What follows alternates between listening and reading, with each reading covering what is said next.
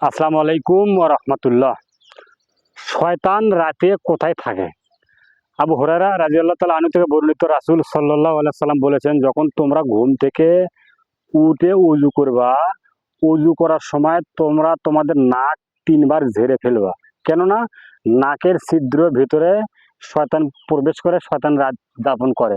সম্মানিত উপস্থিতি, কাছের এবং দূরের দেশ এবং প্রবাস থেকে যারা নিয়মিত আমাদের ভিডিও দেখেন, আমরা সবসময় বিষয়ভিত্তিক আলোচনা করার চেষ্টা করি ইনশাআল্লাহ।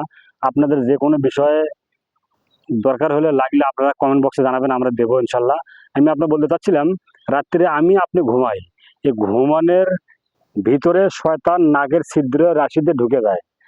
আর সকালবেলা যখন আপনি ঘুম থেকে উঠবো, উযু করার সময় ৩ বার নাক ঝেড়ে ফেলবো, নাকের ভেতর শয়তান থাকে, বের হয়ে যাবে। মুহাম্মদ সাল্লাল্লাহু আলাইহি সাল্লাম আপনাকে লক্ষ্য করে ১৪৫০ বছর পূর্বে বলেছেন যে ঘুম থেকে ওঠার পরে উযু করার সময় ৩ বার নাক ঝেড়ে ফেলতে হবে, শয়তান নাকের ছিদ্রের ভেতর থাকে।